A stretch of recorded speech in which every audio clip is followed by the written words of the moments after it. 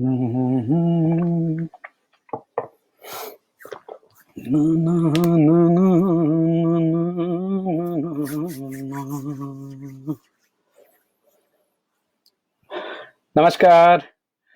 Good evening.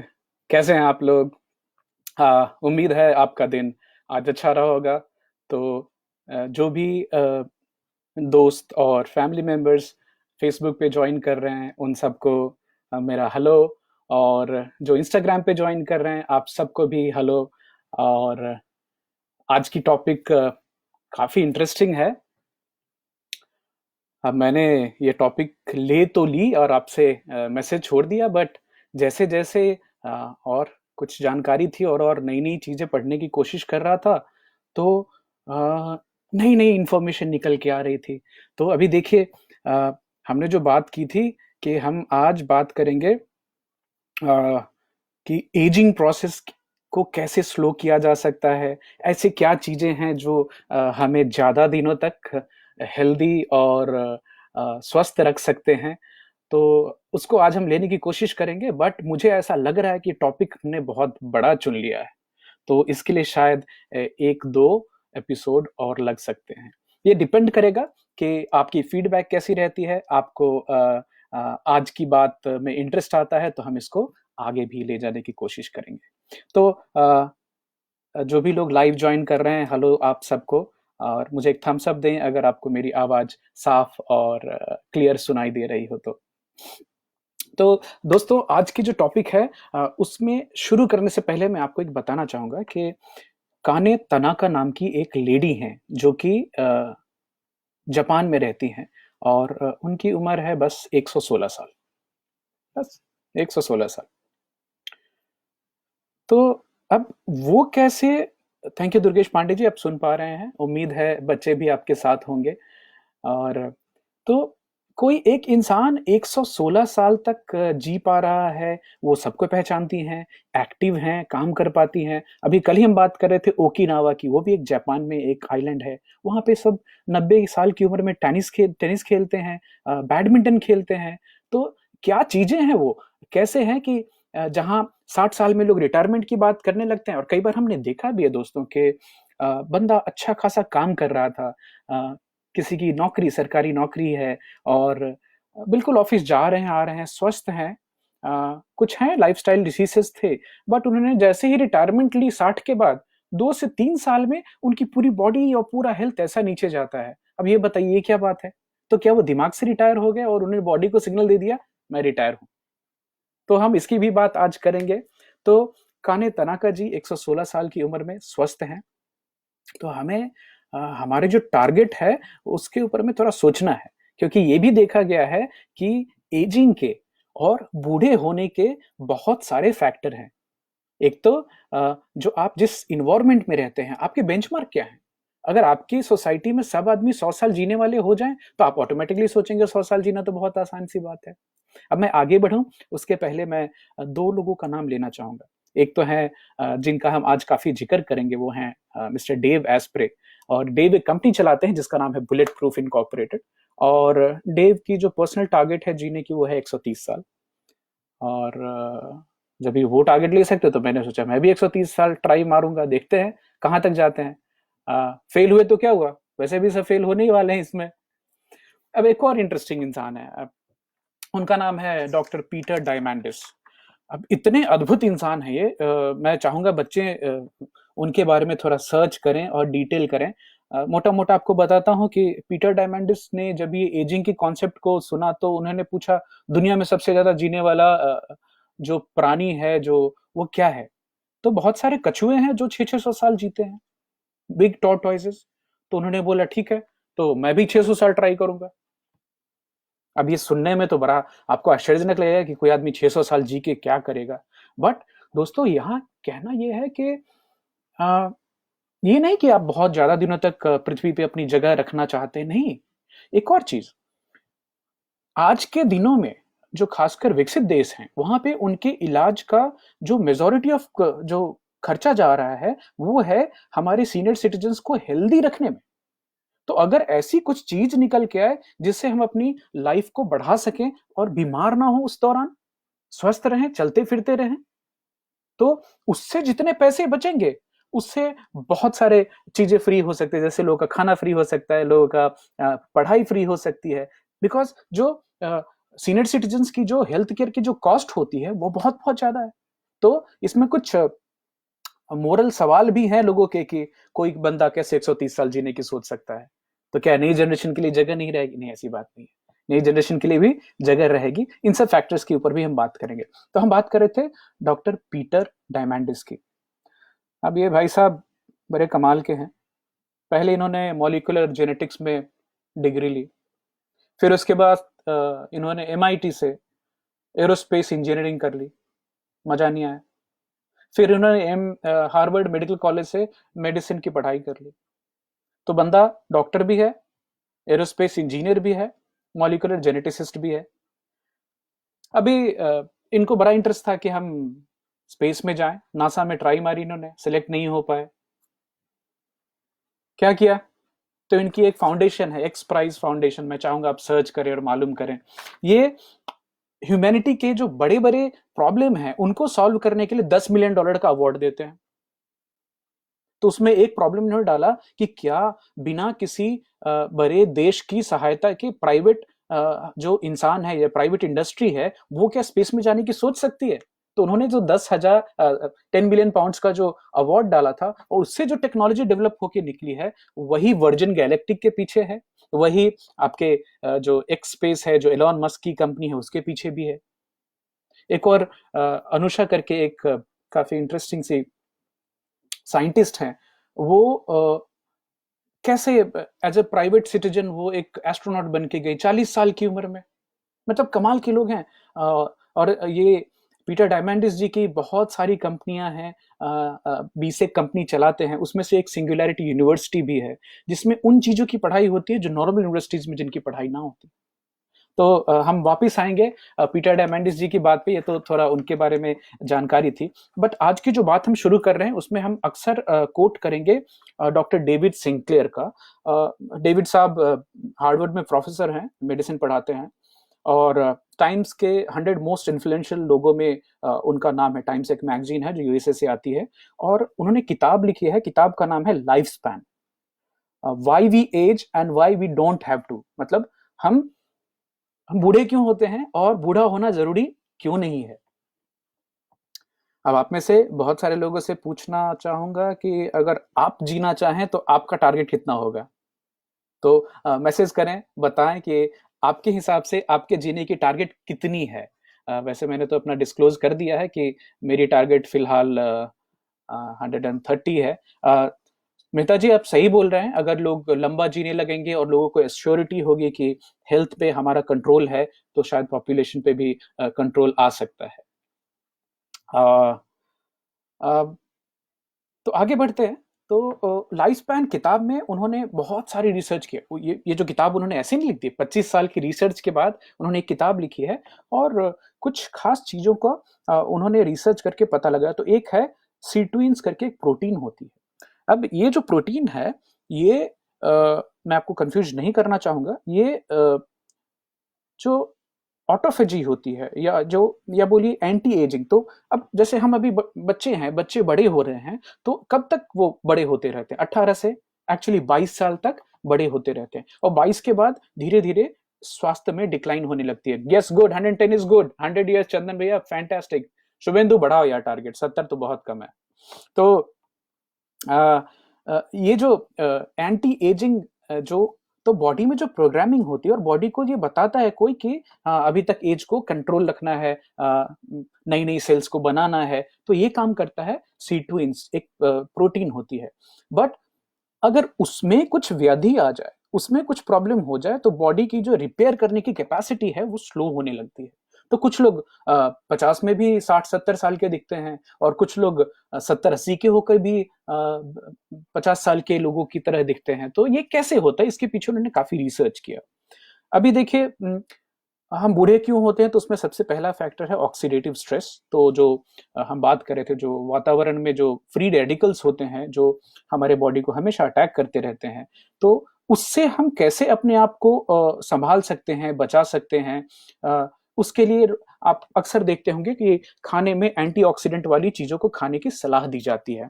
और एक और चीज है, हमारी जो डीएनए होती है, हमारी जो जिसमें हमारी पूरी लाइफ की आनुवांशिकी होती है, डीएनए के जो चेन पे टेलोमेरेज करके एक चीज होती है, एक एंजाइम होती है। अब वो क्या करती है, वो डीएनए को छोटा होने से रोकती है। तो अगर मान लीजिए कि आपकी बॉडी की जो बचपन से आपको जो प्रोग्रामिंग मिली और वो प्रोग्रामिंग पूरी लाइफ तक सही सलामत कंटिन्यू कर रही है, तो आप में एजिंग बहुत स्लो होगी। बट जहां टेलोमेरेज छोटे होने लगते हैं, तो वहां क्या हुआ, कुछ कुछ इंफॉर्मेशन जो डीएनए की है वो मिस होना चालू हो गई। तो ये टेलोमेरेज की जो डैमेज है, उसको रोकना बहुत इंपॉर्टेंट है। अब आगे बढ़ूं उसके पहले आपको बता दो, दुनिया भर में बहुत सारे फूड सोर्सेज का रिसर्च हुआ कि ये डीएनए डैमेज रोकने में सबसे इंपॉर्टेंट फूड आइटम क्या है। ये मैं पहले भी एक बात कर चुका हूं, नींबू। साधारण जो नींबू है वो दुनिया का सबसे इंपॉर्टेंट डीएनए डैमेज रोकने वाला है। और एक और चीज, पूरे दिन भर में आपके पूरे शरीर के डीएनए पे 18 से 19,000 अटैक होते हैं अंदर में, एंटीऑक्सीडेंट्स और बाकी जो केमिकल्स हैं, फ्री रेडिकल्स हैं, नहीं, फ्री रेडिकल से अटैक होते हैं, एंटीऑक्सीडेंट तो बचाता है। और उसको रोकने में सबसे जो इंपॉर्टेंट और सबसे प्रभावित और इफिकेशियस जो चीज है वो है सिंपली लेमन। तो मैं रिक्वेस्ट करूंगा कि दिन में नींबू पानी जब भी आपको लगे आप पिए उसको। अब लॉजिकली आप बोलेंगे कि ये तो एसिडिक है, बट हाँ, वो बॉडी में जाके एल्कलाइन बनता है और सबसे एल्कलाइन सोर्स बनाता है। वैसे भी दोस्तों, हम जो हमारी बॉडी है वो एल्कलाइन है। और आजकल जो प्लांट बेस्ड फूड की बात होती है कि प्लांट बेस्ड खाना ज्यादा बढ़ाएं, क्योंकि कुछ भी एनिमल सोर्स से जो हम ले रहे हैं वो इमीडिएटली हमारी बॉडी की एसिडिटी को बढ़ाता है। अब एक छोटा सा कोरिलेशन देखिए, आपकी बॉडी में जैसे आपने कुछ एनिमल सोर्स की चीजें खाई, मैंने ये बोला कि मत खाएं, खाएं, लेकिन 80% प्लांट होने चाहिए। और जैसे ही आपने कुछ एनिमल सोर्स या तो डेयरी लिया या मीट या फिश लिया, इमीडिएटली आपकी बॉडी में जो एसिडिटी के लेवल्स हैं वो बढ़ जाते हैं। और बॉडी क्या करती है, उसको तो होमेोस्टैसिस सब मेंटेन करने की आदत है, वो इमीडिएटली फास्फोरस रिलीज करती है उसको न्यूट्रलाइज करने के लिए। फास्फोरस कहाँ से आती है, आपकी हड्डियों से। और फास्फोरस के साथ साथ कैल्शियम भी बाहर। तो अभी फास्फोरस के साथ कैल्शियम आया, मतलब कई जगहों पे ये देखा गया है कि जिन सोसाइटीज में बहुत ज्यादा डेयरी की कंजम्पशन है, ऑस्टियोपोरोसिस भी वहीं सबसे ज्यादा देखी भी गई है। तो डेयरी पे खासकर ख्याल रखें, आप किस तरह की प्रोटीन और किस तरह का एनिमल सोर्स इस्तेमाल करते हैं उसके ऊपर ख्याल रखें। लेमन की कोई डोज नहीं है, don't over do it, but at least दिन में एटलीस्ट 1-2 बार नींबू पानी आप बिल्कुल पी सकते हैं। Roshan, thank you for asking that question. और तो आगे बढ़ते हैं, टेलोमेरेज की शॉर्टनिंग होना भी एक फैक्टर है हमारी एजिंग का। दूसरा एक और चीज उन्होंने बुक में लिखा है, एमटोर करके एक हार्मोन होती है, और वो क्या करती है, वो बॉडी की ऑटोफैजी को कम करती है। ऑटोफैजी क्या है, ऑटो मतलब खुद, फैजी मतलब खाना, खुद को खाना। अब आप बोलेंगे ये कौन सी बात है ऑटोफैजी, तो ऑटोफैजी आगे आ रही है और उसके बारे में और बात करेंगे और जानकारी देंगे आपको। अभी कुछ चीजें जो डेविड सिंक्लेयर साहब ने इस किताब में एजिंग के अलावा बोली हैं कि आपको कैसे अपनी एजिंग को आप स्लो डाउन कर सकते हैं, कैसे आगे बढ़ा सकते हैं। तो उन्होंने 1990 में एक स्टडी हुई थी, उसकी कोट की है, और उसमें बोला है कि अगर खाने पे रिस्ट्रिक्शन हो, मैं रिपीट करता हूं, कि अगर खाने पे रिस्ट्रिक्शन हो तो जैसे माइस में, चूहों में जो स्टडी की गई थी, तो एक ग्रुप है चूहों का जो जिनको हमेशा खाना मिलता है, तो उनमें मृत्यु दर ज्यादा होती है। और जिन चूहों को एक दिन गैप करके खाना दूसरे दिन मिलता है, वो भी बराबर उतना ही खाते थे, लेकिन उनकी उम्र 30% बढ़ गई। तो नतीजा ये निकल के आया है, और ये स्टडी भी की गई है कि अगर लोग अपना खाने का जो है वो कम करें, फास्टिंग करें, जो आज की टॉपिक में काफी स्ट्रांगली निकल के आएगा, तो उससे ब्लड प्रेशर कम हो रहा है, लोगों के ब्लड शुगर कंट्रोल हो रहे हैं, कोलेस्ट्रॉल के लेवल्स कम हो रहे हैं, और ओवरऑल पूरे पूरे खाली ये फास्टिंग करके आप ऑलमोस्ट 12 से 15% तक अपनी आउटकम जो होती है जिंदगी को अच्छा बनाने की, उसको बढ़ा सकते हैं। अब देखिए संयोग कैसा होता है और हम कैसे एक दूसरे से जुड़े हुए हैं, इसके एग्जाम्पल तो अभी मैंने सुबह तो अनाउंस कर दिया कि ये टॉपिक हम आज बात करने वाले हैं, और तभी हमारे एक कलीग हैं पुरुषोत्तम, जिन्होंने एक वीडियो भेजी जो कि आयुर्वेद के ऊपर में है, और उसमें लंगनम परम औषधम करके उन्होंने वीडियो भेजी। तो उसमें क्या बोला गया है, और उसका मोटा मोटा जो बोलना है कि fasting is the first medicine, और फास्टिंग जो है वो सबसे बड़ी दवा है। तो उसमें 4 तरह की फास्टिंग की बात की गई थी। तो पहला था कि खाना कम खाना, राइट फास्टिंग करना। और आप ये देखेंगे कि नेचर में जो एनिमल्स हैं वो भी फास्ट करते हैं। अगर किसी फॉर एग्जांपल जैसे बचपन में बहुत सारे डॉग्स उनको पाला है, बड़ा किया है, तो जब उनकी पेट खराब होती थी तो खुद ही जाके घास खा लेते थे। जिस दिन उनको खाना नहीं होगा तो आप जबरदस्ती उनको खिला नहीं सकते। तो ये जो बहुत नेचुरल है ये फास्टिंग का। बाय द वे हमारी जो संस्कृति है उसमें पूर्णिमा के दिन लोग फास्टिंग करते हैं हिंदुइज्म में। फिर ये एकादशी के दिन फास्टिंग होती है। जो हमारे मुसलमान भाई हैं, आप में तो एक पूरे महीने की जो फास्टिंग की रिचुअल है। तो अब क्रिश्चियनिटी में ले लें तो लेंट का महीना होता है जहाँ पे फास्टिंग का बहुत महत्व। तो हर सोसाइटी में, हर रिलीजन में, हर कल्चर में जो, और ये हिपोक्रेटस के टाइम से, हमारे वेदों के समय से, आयुर्वेद में भी फास्टिंग के ऊपर में बहुत सारी चीजें आपको मिलेंगी। तो ये बड़ा इंटरेस्टिंग सा सब्जेक्ट है। और देखिए मजे की बात क्या है कि वो जो लंगनम, जो उसमें 4 तरह की फास्टिंग की बात की जाती है। तो पहली है खाने की फास्टिंग, दूसरी है ब्रीथ फास्टिंग, दैट इज सांसों की फास्टिंग। तो अगर सांसों पे आपने कंट्रोल किया, जितनी कम सांस ले पा रहे हैं, जितनी डीप सांस ले पा रहे हैं, वो इंपॉर्टेंट है। तीसरी फास्टिंग है ऐसी चीजें जिससे आपको बोलने से किसी को दुख हो, या फिर ऐसी सोच जिसको सोच सोच के आप अपने आप को और टेंशन में लेके आए, उसकी फास्टिंग। और जो आखिरी फास्टिंग है वो है मूवमेंट की फास्टिंग, की स्थिर रहना। ये नहीं कि आप एक्सरसाइज ना करें, काम ना करें ना, लेकिन दिन में कभी ना कभी ऐसा समय आना चाहिए जिस समय में आप शांति से बैठे, स्टिल बैठे, और आप मेडिटेट करें। इसके लिए कोई टारगेट नहीं है, आप 1 मिनट भी कर सकते हैं, 5 मिनट भी कर सकते हैं। खाली सांसों पे ध्यान देके मेडिटेशन कर सकते हैं। अब हमने आपको पहले जो 1-2 एपिसोड में बताया था इंडेक्स ब्रीदिंग, आप ये भी कर सकते हैं। बहुत सिंपल सी टेक्निक है। तो ये थी जो हमारे वेदों के हिसाब से जो लंगनम परम औषधम जो कॉन्सेप्ट था उसके बारे में। अभी देखिए, अब आते हैं हम इंटरमिटेंट फास्टिंग के ऊपर में। तो इंटरमिटेंट फास्टिंग, सौगाता पूछ रहे हैं क्या इससे एसिडिटी होती है? मैं डिनाई नहीं करूंगा। हालांकि ये क्या हो गया है दोस्त कि हमें कल्चरली, हमें जो आज के दिन में जो बहुत ही प्रभावी इंडस्ट्री है वो है खाने की इंडस्ट्री। तो बड़े कंफ्यूजिंग से आपको न्यूज मिलेंगे अलग अलग तरह से। तो इसमें करना क्या है, नॉलेज हर जगह से इकट्ठा करें। और हम अलग अलग प्राणी हैं, हम अलग अलग तरह से बिहेव करते हैं। एक दवा किसी पे काम करती है, किसी पे नहीं करती है। तो मैं आपको रिकमेंड करूंगा आप खुद पे वो करके देखें और एक्सट्रीम ना करें। मतलब अगर आपको फास्टिंग की आदत नहीं तो सडनली मैं नहीं कहूंगा कि आपको 12 घंटे 16 घंटे करें, बट कैसे है वो स्टेप बाय स्टेप भी हम आपको बताने की कोशिश करते हैं। तो अभी मैं कोट कर रहा हूँ डॉक्टर मिस्टर डेव एस्प्रे को, जो इंटरमिटेंट फास्टिंग के लिए काफ़ी फेमस हैं और उन्होंने इसे काफ़ी ऊपर बढ़ाया है। और तो वो पहले इसके बेनिफिट्स की बात कर रहे हैं कि इंटरमिटेंट फास्टिंग से बेनिफिट क्या होते हैं। अब जैसे मैं जो खुद से कर रहा हूँ वो ये है कि रात में जो हमने डिनर किया उसके बाद हम सीधा अगले दिन लंच करते हैं, ब्रेकफास्ट अवॉइड करने की कोशिश करते हैं। आज हो गई थी बच्चों के साथ सुबह में। तो बट ये है कि आप क्या हर दिन इंटरमिटेंट फास्टिंग करनी है? शायद जरूरी नहीं है। आपको खुद से देखना है आपकी एनर्जी लेवल कैसी रहती है बॉडी की। बट सप्ताह में 1-2 दिन छोड़ दें, 4-5 दिन कर लें तो बहुत अच्छी बात है। तो मैं तो जो नॉर्मल मेरी रेजिमेंट है उसमें मैं शायद मैंने आपके सवाल का जवाब दे दिया शुभेंदु।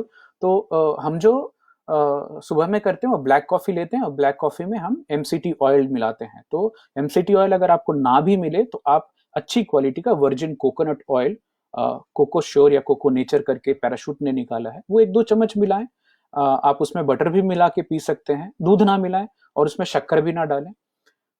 कमाल की एनर्जी मिलती है आपको, और आप लंच तक बिल्कुल ऐसे घूमते रहेंगे, काम करते रहेंगे। और मजे की बात यह है कि हमने पहले भी बात की कि मीडियम चेन ट्राइग्लिसराइड जो होते हैं वो डायरेक्टली आपके ब्रेन तक जाते हैं।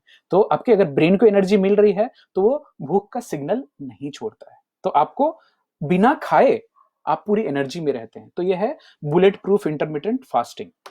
अभी फास्टिंग के फायदे क्या हैं? तो एक तो है वेट लॉस होती है।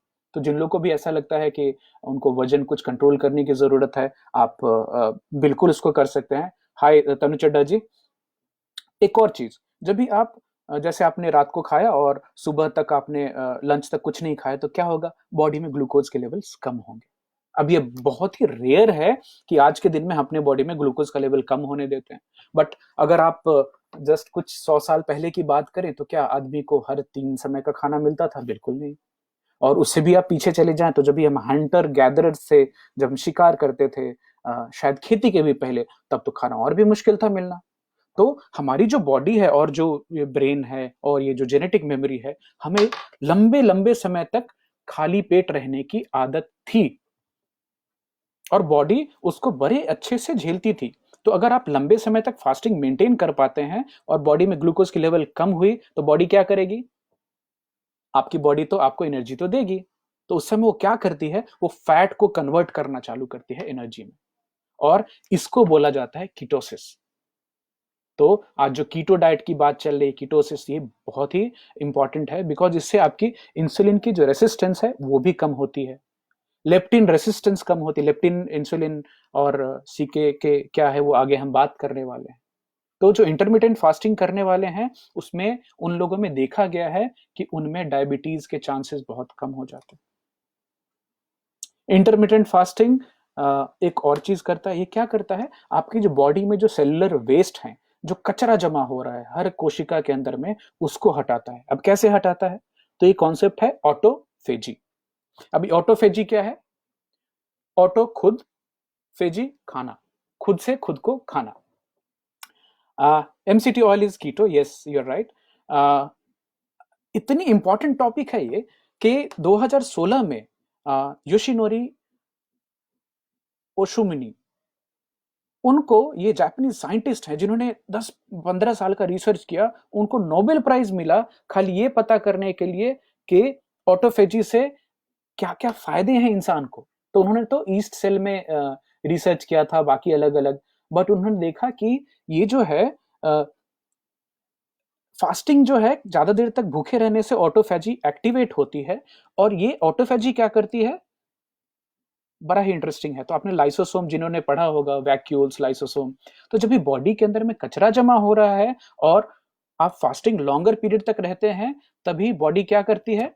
वो शरीर के अंदर में जो कमजोर सेल हैं, जो कमजोर ऑर्गेनल्स हैं, उनको खत्म करती है, सफाई करती है और उसको as a energy source use करती है। तो आप क्या चाहेंगे कि आपके शरीर में जो कोशिकाएं हैं वो हेल्दी वाले होने चाहिए कि लंगड़े लूले जैसे भी? तो ऑटोफैजी इसमें मदद करती है। ऑटोफैजी ट्रिगर कैसे होती है? जब भी आप 12 से 14 घंटे, 16 घंटे कुछ ना खाएं, ठोस ना खाएं, आप पानी पी सकते हैं, आप ग्रीन टी पी सकते हैं, आप कॉफी पी सकते हैं, कॉफी ब्लैक, चीनी नहीं जानी चाहिए, मतलब कैलोरी रेस्ट्रिक्शन है उसमें। नींबू पानी पी सकते हैं आप, बिल्कुल शक्कर ना मिला उसमें। तो ये थी ऑटोफैजी के बारे में। बाद में एक और चीज क्या है कि ये जो स्टारवेशन की जो स्टेटस होती है, उसमें सेल में जो ब्रेकडाउन हुई है प्रोटीन की, वो क्लियर होते रहते हैं और एनर्जी मिलती है। साथ ही साथ ऑटोफैजी के दौरान ये भी देखा गया है कि जब भी लाइसोसोम घूम घूम करके एनर्जी सोर्सेस खोज रहा होता है, तो बैक्टीरिया वायरसेस को भी खत्म करता है साफ सफाई में। अब सोचिए कितनी अच्छी बात है। एक और चीज, इस शरीर में सबसे अग्रेसिव, सबसे फास्ट बढ़ने वाले सेल्स कौन से होते हैं? वो होते हैं कैंसर, कैंसर के सेल। उनको सबसे ज्यादा एनर्जी चाहिए। तो ये भी देखा गया है कि जो इंटरमिटेंट फास्टिंग करते हैं, लंबे समय तक अगर भूखे रहते हैं, तो सबसे पहले न्यूट्रिशन की रिक्वायरमेंट होती है कैंसर सेल्स को। तो जिन लोगों में, जिन सोसाइटीज में लॉन्ग टर्म फास्टिंग देखा गया है, उनमें कैंसर की रेट काफी कम देखी गई। एक मेरे काफी बड़े इन्फ्लुएंसर हैं, डॉक्टर माइकल ग्रेगर, जिनकी वेबसाइट है nutritionfacts.org। मैं कभी डॉक्टर माइकल साहब की स्टोरी आपको बताऊंगा, बहुत इंस्पायरिंग स्टोरी है। तो बोलते हैं कि हमारी शरीर तो हमारे खुद के शरीर को हमेशा रिपेयरिंग करने में लगी रहती है, बट हम उसको रोक देते हैं हर बार जब हम खाना खाते हैं। तो खाना खाना मतलब ऐसा नहीं कि जरूरी नहीं है, जरूरी तो है, लेकिन बहुत ज्यादा खाना भी जरूरी नहीं है। तो वही हमारी जो टोटल टॉपिक है वो है इंटरमिटेंट फास्टिंग, कि कैसे कम खाएं और ज्यादा दिन तक अपने आप को जिंदा रखें। तो डेविड सिंक्लेयर साहब की इंटरव्यू में और उनसे कई बार अक्सर पूछा गया कि अगर आपके पूरे जीवन के रिसर्च का 25 साल का, आप डेविड साहब अभी 50 क्रॉस कर गए हैं, लेकिन आप उनको देखें तो बिल्कुल 50 के तो नहीं दिखेंगे वो। उनका निचोड़ यही था कि अगर दो शब्द बोलना हो जिससे कि आदमी अपने आप को स्वस्थ रख सकता है, ज्यादा दिन जी सकता है, उन्होंने बोला कम खाएं। 2 वर्ड्स, ईट लेस। तो फास्टिंग 12 से 24 घंटे, 16 घंटे अगर आपने की, इससे आपकी ब्रेन की फंक्शनिंग भी बेटर होती है। अब बताइए, एक और आपसे एग्जाम्पल पूछना चाहूंगा कि अगर जंगल में एक शेर है, ठीक है, वो तो शिकार करके खाते हैं, जंगल में जो शेर है, अगर वो भूखा है तो उसका दिमाग उस समय ज्यादा तेज होगा, उसकी जो शिकार करने की कैपेबिलिटी है वो भूखे रहने की हालत में ज्यादा होगी। भरा पेट जो शेर है, वो जो शेर पेट भर लेता है तो क्या करता है, वो सो जाता है, बहुत स्लगिश हो जाता है। उसी तरह जब भी आपका पेट खाली होता है, या हमारे आयुर्वेद में भी बोला गया है कि 3-4 घंटे का तो गैप होना, आयुर्वेद के हिसाब से तो 8 घंटे का गैप बोलते हैं कि एक खाने और दूसरे खाने के बीच में 8 घंटे का गैप होना चाहिए। तो जो लोग सदगुरु को फॉलो करते हैं, और मेरे कई सारे मित्र हैं जो कि टाइम टू टाइम वो जाते हैं सदगुरु के आश्रम में, वहाँ कुछ सीखने भी जाते हैं, और कुछ तो वॉलेंटियर्स भी हैं, परमानेंट मेंबर्स। वहाँ खाना कब मिलता है मालूम है आपको? 10 बजे सुबह में एक बार मिलेगी आपको, और सीधे मिलेगी रात को, शाम को 7 बजे, बीच में कुछ नहीं। अभी तक तो मैंने वहां एक जो गया था तो मोटे मोटे लोग नहीं दिखे मुझे, सब एकदम लीन है, काफी दुबले पतले, एनर्जी से भरे हुए, मतलब ओज जो बोलते हैं, तेज जो है उनके चेहरे पे, क्या है, खाना कम खाना है, राइट। तो starvation is important, fasting for 12 to 16 hours is important. अभी हमने ये भी बात की कि वो कैंसर सेल्स को भी इनहिबिट करता है और बहुत सारे पैथोजेंस को भी निकालता है बॉडी से। तो ये है इंटरमिटेंट फास्टिंग के बेनिफिट्स। अब हम थोड़ा सा इसमें थोड़ा डीप जाते हैं कि ये कैसे है कि खाने से हमारी एजिंग पे कैसे असर पड़ता है, और ज्यादा खाने से हमारी एजिंग कैसे बढ़ती है आगे। निधि पूछ रही हैं, but Amit that diet is balance diet. तो निधि आपका सवाल समझ नहीं पाया मैं। डाइट तो देखिए क्या है ना, ये तो खुद को आदमी को देखनी है कि मेरे शरीर में कौन सी चीज मुझे सूट कर रही है। और जैसे मोटा मोटा मैं हमेशा से बोलता रहा हूँ कि 70 to 80% आपके खाने में प्लांट बेस्ड चीजें होनी चाहिए, आगे भी इसमें डिस्कशन में आ रही है। 15 से 20% में आपको एनिमल सोर्सेज के ऊपर में सोचना चाहिए। तो एक और चीज है जो कि अभी तुरंत तुरंत बात कर रहे हैं हम, तो जब भी आप खाना खाते हैं और बहुत सारा कार्ब्स खाते हैं, कार्बोहाइड्रेट्स खाते हैं, जैसे चावल हो गया, चीनी हो गया, और जो कार्ब के दूसरे सोर्सेज हैं, तो उससे इमीडिएटली आपकी बॉडी में शुगर लेवल जो है वो स्पाइक होता है, बॉडी में ब्लड ग्लूकोज लेवल्स ऊपर जाते हैं। अब उससे क्या होता है, क्योंकि पैनक्रियाज जो है वो इंसुलिन रिलीज करती है, और इंसुलिन का काम क्या है, इंसुलिन आकर के आपके सेल्स को सिग्नल देती है कि भाई ग्लूकोज को जमा करना चालू करो। ओके, अभी ग्लूकोज को जमा करना चालू करो। अभी उसके बाद कुछ हार्मोन्स भी बॉडी में रिलीज होते हैं, जिनमें जैसे सीसीके, कोलिसाइटोसिस्टोकाइनिन्स, लेप्टिन्स। अभी इनका जो काम है, ये आपकी बॉडी को एक फुल होने की सेंसेशन देते हैं कि भाई पेट बढ़ गया, अभी कम खा।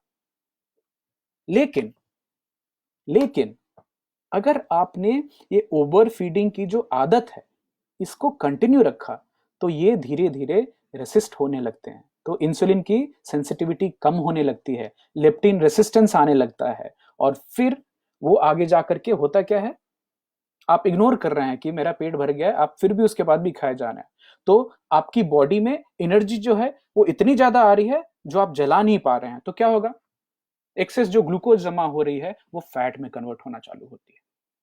तो आपके बॉडी पे जो विसरल फैट है वो जमा, सर्जन्स परेशान हो जाते हैं अगर किसी मोटे आदमी की सर्जरी हो जाए, तो जब तक वो सर्जरी तक पहुंचे उसके पहले उनको कितने लेयर्स हटाने पड़ते हैं फैट के।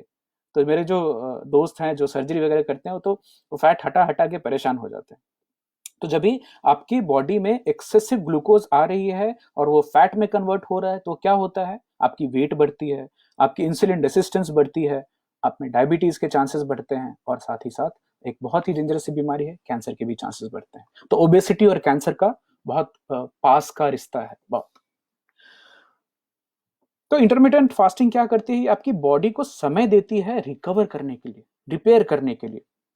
ये ग्लूकोज की लेवल्स को स्टेबलाइज करती है। इंसुलिन लेवल जो बॉडी में होते हैं, इंसुलिन के लेवल वो ड्रॉप होती है, बॉडी की सफाई हो रही होती है जब भी आप ये 16 घंटे बॉडी को देते हैं। अभी मैंने एक किताब भी पढ़ी सिरकार्डियन रिदम के ऊपर में, सचिन पांडा करके हैं, तो उन्होंने किताब लिखी है, हम उसके बारे में बात करेंगे। तो उसमें वो बता रहे हैं कि जब भी इंसान जस्ट आज से एक 100 साल पहले तक तो 7 के बाद तो अंधेरा हुआ तो आदमी घर में सो जाते थे, तो 7 से लेके अगले 7-8 सुबह तक 7 बजे तक तो आदमी कुछ नहीं खाते थे। तो वो समय था पूरी बॉडी को रिपेयर होने का। और जो खाना भी अभी हम खा रहे हैं वो हम कब खा रहे हैं? रात के 10 बजे खाते हैं, 9 बजे खाते हैं। खाने की जो प्रकृति है वो पूरी तरह से चेंज हो गई, बहुत सारी उसमें प्रोसेस चीजें आ गई, बहुत सारी चीनी आ गई, बहुत सारा तेल आ गया जो पहले नहीं था। तो इन सब चीजों के ऊपर भी बात करेंगे। तो इंटरमिटेंट फास्टिंग से आपको इंसुलिन लेवल्स कम होते हैं, बॉडी की सफाई होती है, वेट लॉस होता है बिल्कुल, और उम्र बढ़ती है। मतलब आप ज्यादा दिन तक हेल्दी रह पाएंगे। अब कौन से लोग हैं जो इंटरमिटेंट फास्टिंग कर रहे हैं बहुत दिनों से? तो बच्चे जो ऋतिक रोशन के फैन हैं, ऋतिक इंटरमिटेंट फास्टिंग करते हैं, आलिया भट्ट इंटरमिटेंट फास्टिंग करती हैं। अगर फॉरेन में अगर आप देखें तो ह्यूज जैकमैन जो हैं वोल्वरिन वाले, वो इंटरमिटेंट फास्टिंग करते हैं। बियॉन्से फास्टिंग करती है, निकोल किडमैन है जो कि इंटरमिटेंट फास्टिंग करती हैं, Jennifer Lopez intermittent fasting promote करती है, बेनेडिक्ट कम्बरबैच जो एमजे हेक्टर में आते हैं, जो शर्लॉक होम्स हैं, वो इंटरमिटेंट फास्टिंग करते हैं, बेन एफिक हैं वो इंटरमिटेंट फास्टिंग करते हैं। तो अभी ये है कि इंटरमिटेंट फास्टिंग तो बहुत फायदेमंद चीज है, अभी आप लोग मान गए होंगे, बट करें कैसे इसको? तो 3-4 तरह की इंटरमिटेंट फास्टिंग है। एक तो 5-2 होता है, जिसमें आप 2 दिन तक 5 दिन खाते हैं, 2 दिन पूरा फास्ट करते हैं दिन भर, और अपनी कैलोरीज को रिस्ट्रिक्ट करते हैं 500 से 600 कैलोरी में। तो ये एक है। एक दूसरी फास्टिंग है OMAD, 1 मील अ डे, दिन में एक बार खाना। तो ट्विटर, जो लोग ट्विटर पे हैं, तो ट्विटर के जो CEO हैं जैक, वो दिन में एक बार खाते हैं। आप उनको देख लें जाकर, क्या एनर्जी लेवल है उनकी, और वो किस तरह से वो अपने आप को मेंटेन करते हैं। Ganesh Sharma ji, thank you so much, आप ज्वाइन किए। जीएस, जैन लोगों में भी फास्टिंग काफी काफी इंपॉर्टेंट है। एंड तो जैक OMAD फॉलो करते हैं। फिर एक है 16:8, मतलब आप 16 घंटे तक फास्ट रखें और 8 घंटे में खाने का विंडो रखें। तो जो खाना है, जो कैलोरी लेने हैं, वो 8 घंटे में ले लेना है।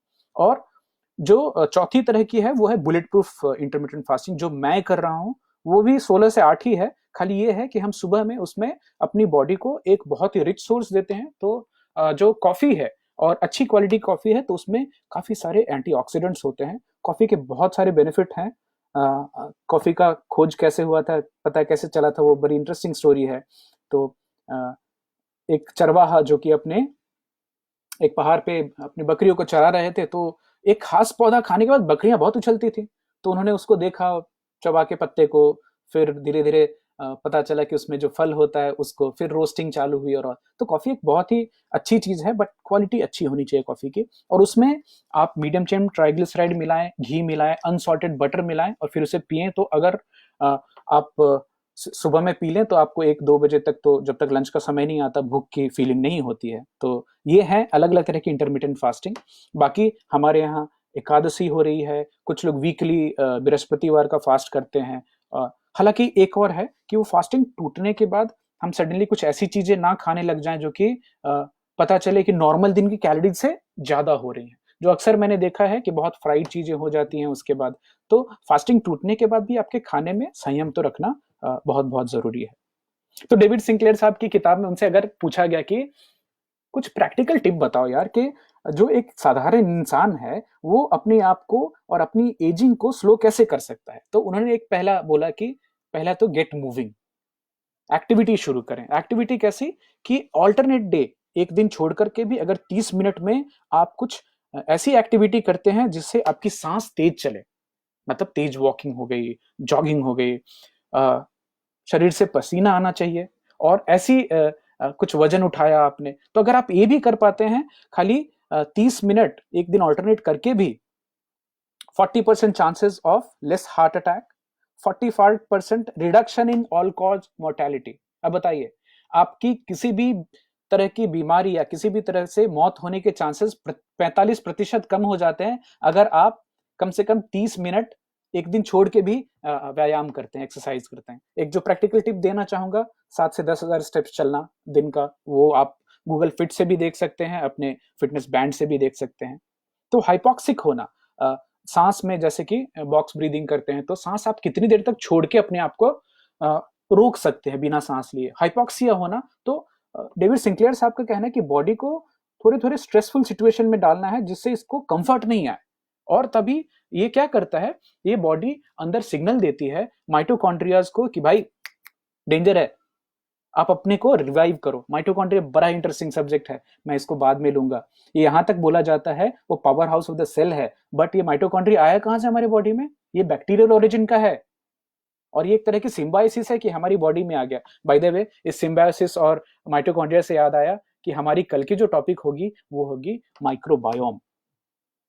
आपको ये आश्चर्य होगा कि आपकी बॉडी में, मैंने बोला था ना 50 खरब सेल्स हैं, उससे ज्यादा आपकी बॉडी में बैक्टीरिया है, और इतना कमाल का काम करते हैं, इतना कमाल का काम करते हैं बैक्टीरिया आपकी हेल्थ को मेंटेन करने में।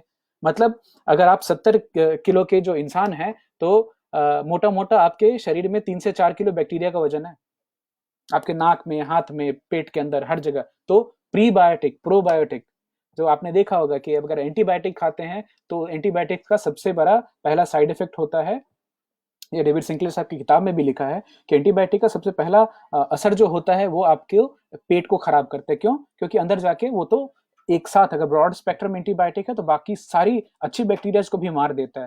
तो उसके बाद आपको प्रोबायोटिक लेने के लिए बोलते हैं। तो नॉर्मल खाने में प्रोबायोटिक चीजें क्या है? एक दही जो है वो एक बहुत अच्छा सोर्स है प्रोबायोटिक का। बीन्स, जैसे सोयाबीन है, जैसे किडनी बीन्स हैं, राजमा जो हैं, ये बड़े अच्छे प्रोबायोटिक सोर्सेज होते हैं। तो पहला उनका बोलना था डेविड सिंक्लेयर साहब का, गेट मूविंग। दूसरी बात जो वो बोलते हैं, ईट लेस ऑफन, जिसके बारे में हम काफी बात कर चुके हैं कि कम से कम खाएं, 8 घंटे का गैप। इनफैक्ट अगर आप दिन में 2 मील्स में रिस्ट्रिक्ट कर सके खुद को तो बहुत अच्छी बात होगी। तीसरी चीज उन्होंने बोली, ईट स्ट्रेस्ड प्लांट्स। मैं उसको थोड़ा और समझाने की कोशिश करूंगा। उनका बोलना है कि ऐसे पौधों से प्रोड्यूस खाएं जो कि मास प्रोड्यूस नहीं होते हैं, जो मतलब मांस खेती में नहीं, तो ऑर्गेनिक खाने की सलाह देते हैं। वो उन चीजों को खाने की सलाह देते हैं जहां पे जो प्लांट सूखे की हालत में सर्वाइव हो गया, और उससे जो चीजें निकली वो आपके स्वास्थ्य के लिए और एजिंग को कम करने के लिए काफी अच्छी मानी जाती है। एक्सपैंड योर थर्मो रेगुलेशन और थर्मो न्यूट्रल जोन। तो हमने एक कोल्ड शावर जो होता है, ठंडे पानी से नहाना, बहुत बहुत इंपॉर्टेंट है।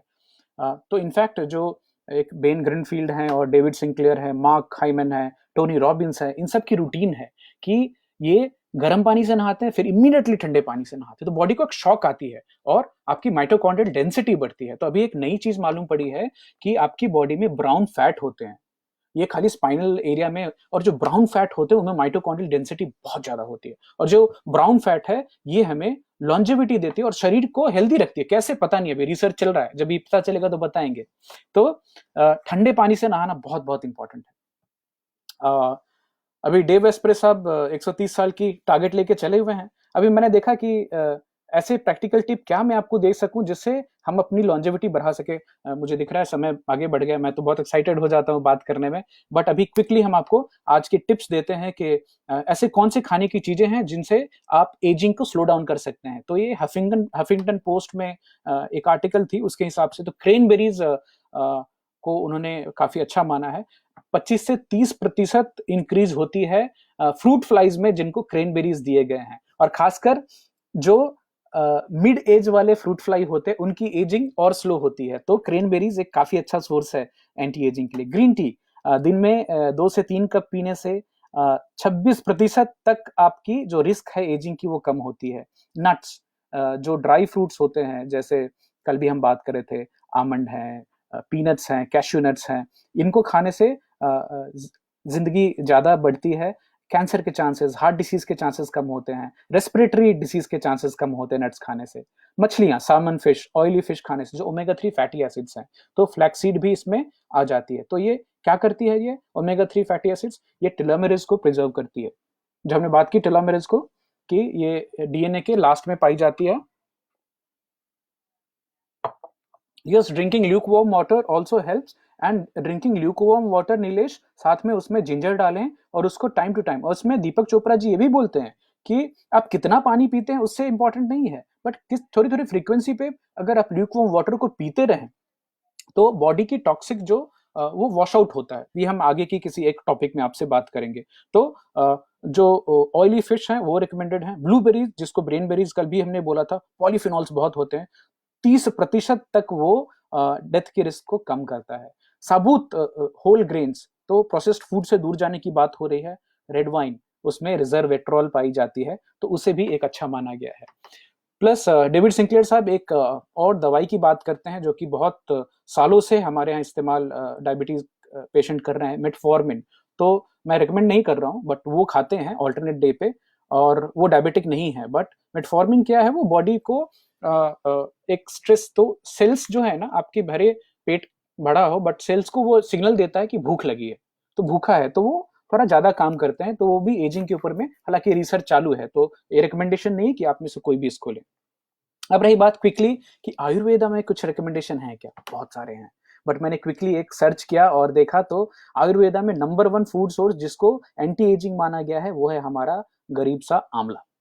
तो आंवला आप किसी भी तरह से इस्तेमाल करें, एंटीऑक्सीडेंट्स होते हैं। यहाँ तक कि दोस्तों पद्म पुराण में शिव जी ने उसको एक पवित्र फल बताया है पद्म पुराण में। तो आंवले का इस्तेमाल करना बहुत जरूरी है। आंवला बेसिकली क्या करता है, ये बॉडी में वात, पित्त और कफ की जो बैलेंस है उसको मेंटेन करता है। ये बड़ा इंटरेस्टिंग टॉपिक है, इस पे काफी 5-6 दिन तक तो मैं डूबा रहा था। तो कभी हम और बात करेंगे वात, पित्त, कफ, और उसके हिसाब से आप किस प्रकृति के हैं। तो आप एक्चुअली लोगों को देखकर बता सकते हैं कि आदमी वात प्रकृति का है, पित्त प्रकृति का है, या कफ प्रकृति का है। तो अगर आपको इंटरेस्ट है आप रिसर्च करें, और हम बाद में चर्चा भी कर सकते हैं। दूसरी चीज, जिंजर, जो अदरक है, वो एक काफी हाई एंटीऑक्सीडेंट कंटेनिंग फूड है। और यहाँ तक एक साइंटिफिक स्टडी में भी देखा गया है कि जिंजर माइटोकॉन्ड्रियल डेंसिटी को बढ़ाता है। तो बहुत ही अच्छी बात है। ये एक एंटी इन्फ्लेमेटरी है, ये सूजन को कम करता है। दूसरी चीज, जो इंटरमिटेंट फास्टिंग है वो पूरी बॉडी के सूजन को भी कम करती है, वो एक अलग है। तो डॉक्टर ओस गार्शिया हैं, अब मैं उनकी बातें कल आपको इंटरमिटेंट फास्टिंग से रिलेटेड और शेयर करूंगा। उन्होंने तो बहुत ही रिवोल्यूशनरी काम किया हुआ इसके ऊपर में।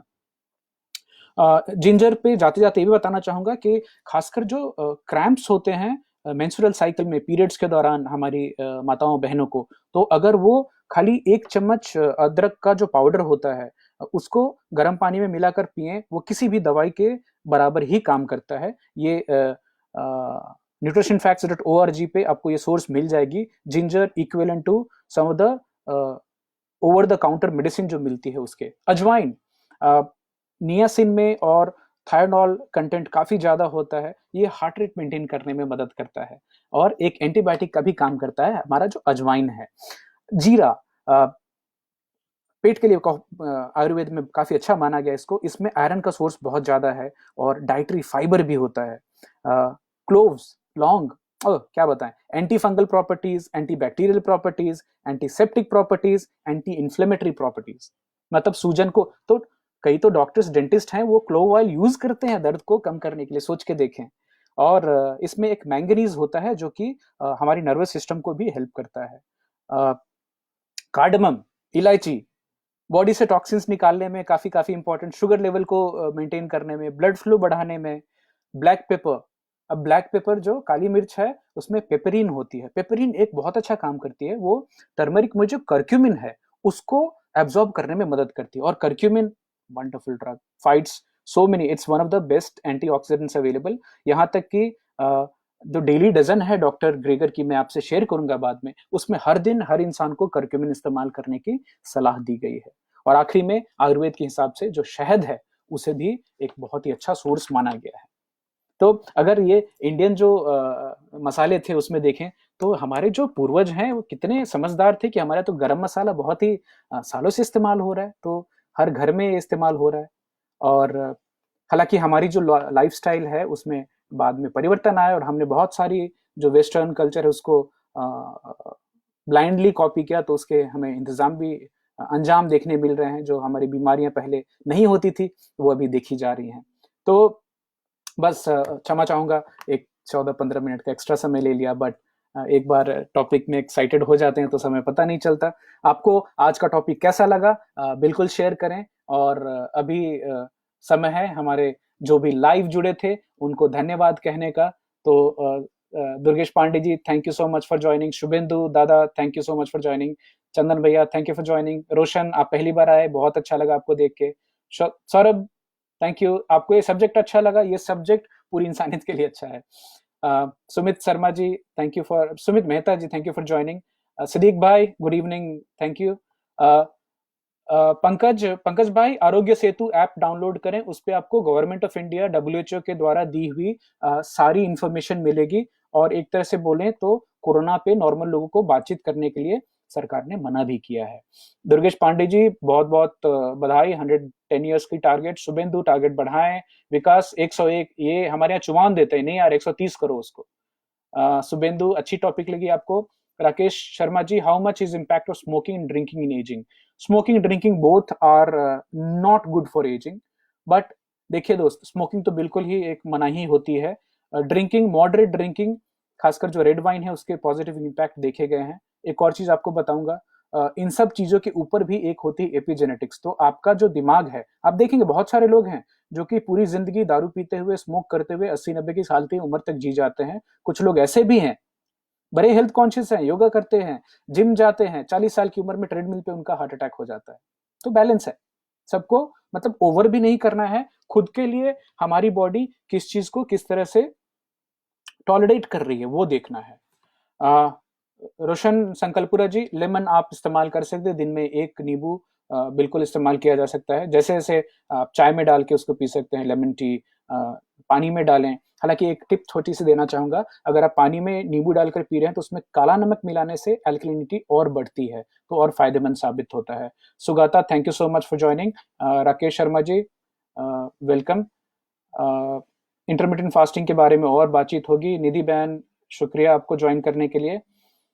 How long to fast in a week? Time period एक 12 से 16 घंटे का तो मेंटेन। देखिए, आपने रात को खाया 10 बजे और सुबह तक 10 बजे नहीं खाया तो 12 घंटे ऐसे ही हो गए। बट आप अगर 8 बजे खाते हैं और अगले दिन लंच में खाते हैं तो आपने 16 घंटे की फास्टिंग कर ली। ये जो खासकर डायबिटिक लोग हैं जिनको ब्लड शुगर स्विंग होते हैं, वो धीरे धीरे ये ट्राई करके देखें। हालांकि आप सर्च करेंगे तो आप पाएंगे कि इसके डायबिटिक लोगों पे भी बहुत ही पॉजिटिव रिजल्ट देखे गए हैं, बट ये इंडिविजुअल है। और यस, आगे बढ़ते। Ganesh Sharma ji, thank you for joining. Nidhi, thank you for your comment.